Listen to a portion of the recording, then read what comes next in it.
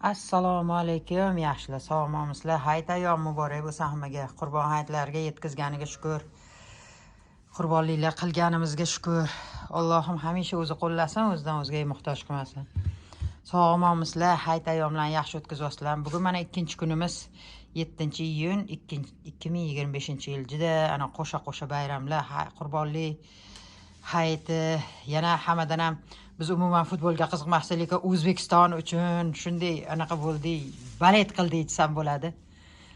O'zbekistonimiz yutganiga shunaqa ko'zlarimizda yosh bilan juda ham xursand bo'lib kutib oldik.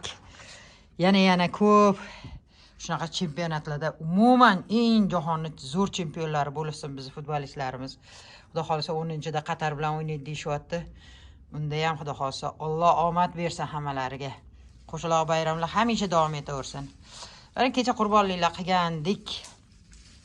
Buni maqtanish uchun emas, ko'p odamlarnikida qurbonliklar bo'lgan. O'sha qurbonlik hayitlari, qurbon hayitida qurbonliklar qilinganda xom go'sht bergandan ko'ra, mana shu pishirib qo'ni-qo'shnilarni ham mehmon qilsak, juda ham ajoyib savob ish bo'ladi deb o'yladim. Ana bir 2 kilo dumbani to'g'rab oldik. Ko'p qilib o'choqlarda pishiramiz hozir. Bu yerda bilmayman bir 8 kilocha bo'lsa kerak. Qo'lini oldim, qovurg'alardan, lahm joylaridan ko'p oldim ishqilib. Hammasini to'g'rab oldim. Hozir endi har doimgidek o'choqda qilamiz. Uyimizda o'chog'imiz sal kichikroq, qozonimiz kattaroq.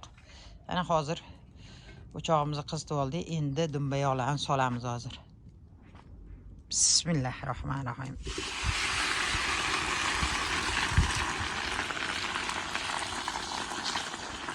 Bunisini ham sidirib tushirib yubordim.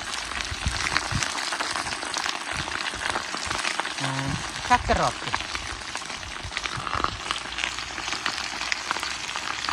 Yog' rosa ko'pu deganlarga ko'p solaveringlar. Ortgani bu xolesterin emas. Bemalol sovutib olib qo'yasizlar, keyingi ovqatlarga bemalol ishlataverasizlar ortgan yog'ini.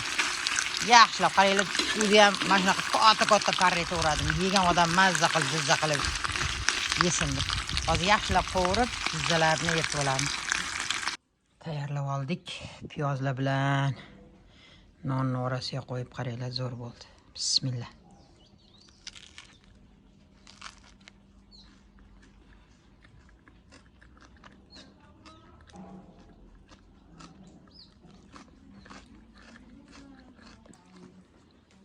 Maza bo'pti. Piyozlarni qalin to'g'rab, karsallatib yeydigan bo'pti.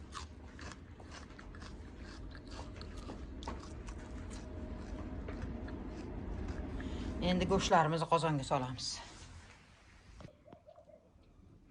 Olov yonishini qaranglar. Qani, bismillah.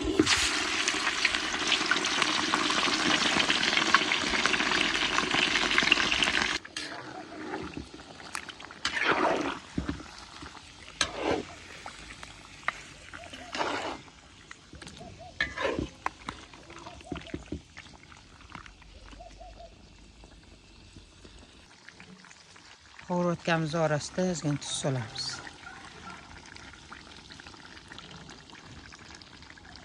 Olovlarimiz yonishini qaranglar. Gurillab yonyapti.